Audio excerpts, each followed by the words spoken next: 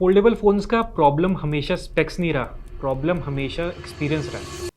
कोई बहुत बल्की था, कोई इतना हैवी कि 2 दिन बाद नॉर्मल फ़ोन याद आने लगता था। और कुछ फोल्डेबल्स ऐसे थे जो सिर्फ लोगों को दिखाने के लिए एक्साइटिंग लगते थे, लेकिन डेली यूज़ में उतने प्रैक्टिकल नहीं होते थे। लेकिन गैलेक्सी Z Fold 8 यूज़ करने के बाद मुझे एक चीज़ रियलाइज़ हुई, सैमसंग ने इस बार सिर्फ एक और फोल्डेबल लॉन्च नहीं किया, उन्होंने फोल्डेबल एक्सपीरियंस को सिंप्लीफाई करने की कोशिश की है। हाय, मैं हूं शुभम, आप देख रहे हैं टेक्लूसिव और आज बात करेंगे कि क्या गैलेक्सी Z Fold 8 सिर्फ देखने में कूल लगता है या फिर 1,80,000 स्पेंड करने के बाद भी आपको लगेगा कि पैसा सही जगह गया है या नहीं। सबसे पहले वेट, और बिलीव मी मैं नॉर्मली रिव्यू की शुरुआत वेट से नहीं करता, लेकिन इस फ़ोन के साथ वही सबसे बड़ा सरप्राइज था। ये सिर्फ 201 ग्राम्स का है, जो Z Fold 7 और Z Fold 8 अल्ट्रा के मुकाबले लगभग 15 ग्राम्स हल्का है। मैं normally heavy flagship phones use करता हूँ और ऑनेस्टली पहले दिन ही मुझे इसका डिफरेंस फील हुआ। पॉकेट में डालो, वॉक करो, ऑफिस ले जाओ, ये कभी बल्कि फील नहीं हुआ। फोल्डेड स्टेट में इसका फॉर्म फैक्टर भी काफ़ी इंटरेस्टिंग है। आजकल ऑलमोस्ट हर फ्लैगशिप फ़ोन लंबा और नैरो होता है। फोल्डेड एक पासपोर्ट जितना मेजर करता है। वन हैंडेड यूज़ भी सरप्राइजिंगली कंफर्टेबल हो जाता है, लेकिन हर डिज़ाइन के साथ कुछ कॉम्प्रोमाइज़ भी आते हैं। मैंने नोटिस किया कि फोल्डेड मोड में फ़ोटोज़ लेते वक्त मेरा फिंगर कई बार कैमरा के पास भी चला जाता है। 1-2 बार फ्लैश भी पार्शली ब्लॉक हो गया।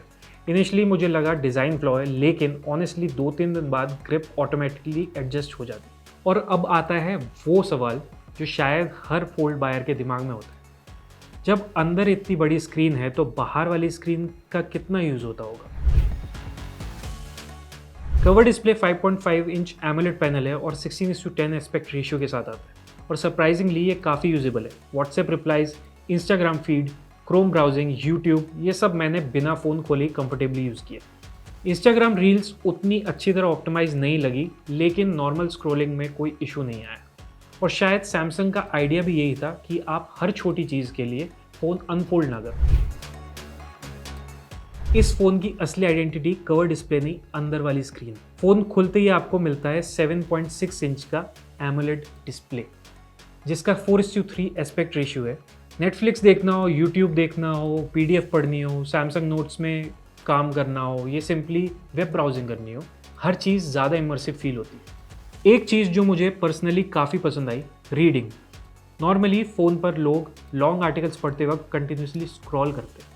यहाँ पोर्ट्रेट मोड में अनफोल्ड करके पढ़ना ऑलमोस्ट एक मिनी टैबलेट जैसा फील देता है। लेकिन यहाँ भी परफेक्ट एक्सपीरियंस नहीं है। इंस्टाग्राम और एक्स जैसे ऐप्स लैंडस्केप मोड में उतने नेचुरली फिट नहीं होते। कई बार फ़ोन अनफोल्ड करने के बाद पोर्ट्रेट ओरिएंटेशन में रोटेट करना पड़ता है। गैलरी में पोर्ट्रेट फोटोज़ देखते वक्त भी सेम चीज़ हुई। इनर डिस्प्ले के एस्पेक्ट रेशियो की वजह से नेटफ्लिक्स और यूट्यूब जैसे ऐप्स का एक्सपीरियंस बेटर हो जाता है, क्योंकि बाकी फोल्डेबल्स में ब्लैक बार ज़्यादा विजिबल होते हैं। एक और इम्प्रूवमेंट हुई है, क्रीज कंप्लीटली गायब तो नहीं हुई, लेकिन प्रीवियस फोल्ड मॉडल्स के कंपैरिजन में काफ़ी कम विजिबल है। सैमसंग ने डिस्प्ले के नीचे टाइटेनियम रीइंफोर्समेंट और एंटी रिफ्लेक्टिव लेयर भी ऐड की। रिजल्ट ये है कि रिफ्लेक्शंस कम दिखते हैं और क्रीज और भी कम नोटिसेबल होती है, और पीक ब्राइटनेस में दोनों डिस्प्लेस 3000 निट्स तक जा सकते हैं। तो डिस्प्ले की बात तो हो गई, लेकिन अब बात करते हैं उस चीज़ की जो हर फोल्डेबल की बैकबोन होती है, हिंज। सैमसंग ने इस बार हिंज को रीडिज़ाइन किया है और ऑनेस्टली पहली बार फोल्ड खोलते ही डिफरेंस फील हो जाता है। ओपनिंग और क्लोजिंग मूवमेंट काफ़ी स्मूथ है, ना अननेसेसरी फोर्स लगती है और ना ही कभी ऐसा फील होता है कि यार ध्यान से खोलना पड़ेगा। लेकिन इसी स्मूथनेस के साथ एक कॉम्प्रोमाइज़ भी आता है, फ्लेक्स मोड। पहले सैमसंग के फोल्ड फ़ोन्स को आप किसी भी एंगल पर रख सकते थे। टेबल पर हाफ फोल्ड करके रखो, यूट्यूब देख सकते हो, हैंड्स फ्री कॉलिंग कर सकते हो, वीडियो चैट्स कर सकते हो। यहाँ अनफॉर्चुनेटली वो फ्रीडम नहीं मिलती।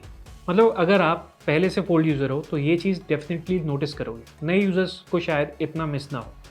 लेकिन पर्सनली मुझे लगा सैमसंग ने यहाँ थोड़ा ज़्यादा कॉम्प्रोमाइज़ कर दिया। अब बात करते हैं परफॉर्मेंस की। गैलेक्सी Z Fold 8 में स्नैपड्रैगन 8 Elite Gen 5 और गैलेक्सी प्रोसेसर दिया गया है, और ऑनेस्टली एक्सपेक्टेड भी यही था कि परफॉर्मेंस फ्लैगशिप लेवल की होगी। ऐप्स इंस्टेंटली ओपन होते हैं, एनिमेशन स्मूथ हैं और रैम मैनेजमेंट भी इंप्रेसिव लगा। अगर बेंचमार्क्स की बात करें तो स्क्रीन पर आप स्कोर्स देख सकते हो। OnTo2 में इस फ़ोन ने 2.8 मिलियन से ज़्यादा स्कोर किया।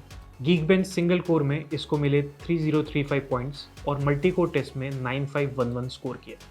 गेमिंग के लिए मैंने इसमें BGMI, call of duty mobile और कुछ हैवी टाइटल्स ट्राई किए।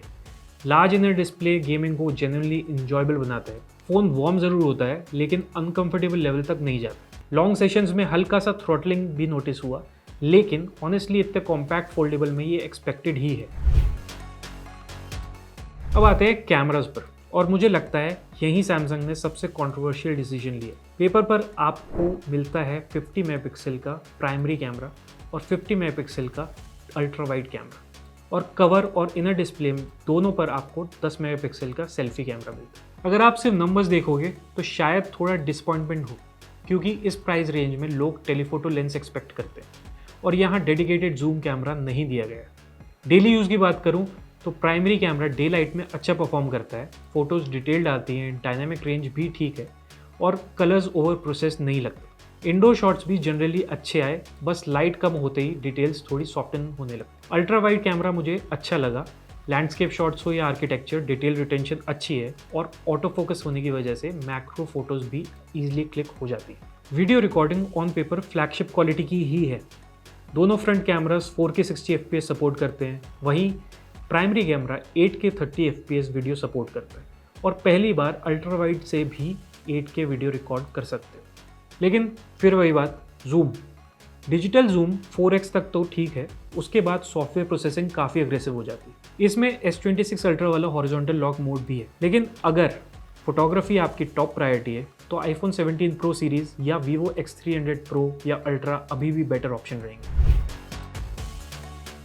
Software experience expected Samsung flagship जैसा ही है। Phone Android 17 based One UI 9 के साथ आता है और फोल्ड होने की वजह से कुछ फीचर्स जेन्युइनली यूज़फुल लगते हैं। सबसे पहले 3 ऐप मल्टीटास्किंग, 3 ऐप्स एक साथ ओपन करके काम करना सरप्राइजिंगली प्रैक्टिकल लगा। सैमसंग ने AI फीचर्स भी और ऐड किए हैं। मुझे personally my fan cam interesting लगा। अगर किसी ग्रुप वीडियो में सिर्फ एक पर्सन को ट्रैक करना हो, AI ऑटोमेटिकली उसके अराउंड नया क्लिप बना देता है। और ऑब्वियसली सैमसंग यहाँ 7 साल के एंड्रॉयड अपडेट्स और सिक्योरिटी पैचेस भी दे रहा है। बैटरी की बात करें तो फ़ोन में 4800 mAh की सिलिकॉन कार्बन बैटरी दी गई है। कैपेसिटी देखकर इनिशियली मुझे लगा था कि शायद बैटरी एवरेज निकलेगी, लेकिन ऑप्टिमाइजेशन ऑनेस्टली एक्सपेक्टेड से बेटर लगी। मेरे यूजेज में, जिसमें mobile data, camera, YouTube, social media और थोड़ी गेमिंग भी थी, फ़ोन कंफर्टेबली पूरा दिन निकल गया। अगर आप कवर डिस्प्ले ज़्यादा यूज़ करते हो और हैवी गेमिंग अवॉइड करते हो तो डे एंड अ हाफ भी पॉसिबल। चार्जिंग के लिए 45 वॉट वायर्ड और 20 वॉट वायरलेस चार्जिंग सपोर्ट मिलता है। वायर्ड चार्जिंग अब रिलायबल हो गई है, वायरलेस चार्जिंग के साथ मेरा एक्सपीरियंस उतना कंसिस्टेंट नहीं रहा। तो सवाल ये है, क्या Galaxy Z Fold 8 1.8 lakh rupees deserve करता है? मेरे हिसाब से ये फ़ोन हर किसी के लिए नहीं है और सैमसंग ने भी शायद इसे हर किसी के लिए नहीं बनाया। अगर आप सिर्फ बेस्ट कैमरास चाहते हो और सैमसंग ही चाहिए तो Galaxy S26 ultra better choice. अगर S Pen रेगुलरली यूज़ करते हो, यहाँ वो मिसिंग है। अगर फ्लेक्स मोड इंपॉर्टेंट है, ये भी एक कॉम्प्रोमाइज़ है। लेकिन अगर आप एक ऐसा फ़ोन चाहते हो जो जेन्युइनली हर बार यूज़ करने पर अलग फील दे, जो पॉकेट में नॉर्मल स्मार्टफोन लगे और ज़रूरत पड़ते ही मिनी टैबलेट बन जाए, तो गैलेक्सी Z Fold 8 ऑनेस्टली काफ़ी एडिक्टिव डिवाइस। क्या ये फ़ोन परफेक्ट है? बिल्कुल नहीं, लेकिन प्रैक्टिकल पहले से कहीं ज़्यादा। आप गैलेक्सी Z Fold 8 के बारे में क्या सोचते हो, कमेंट्स में ज़रूर बताना। अगर वीडियो पसंद आई हो तो लाइक और सब्सक्राइब करना मत भूलना। मैं हूँ शुभम, आप देख रहे थे टेक्लूसिव। मिलते हैं अगली वीडियो में।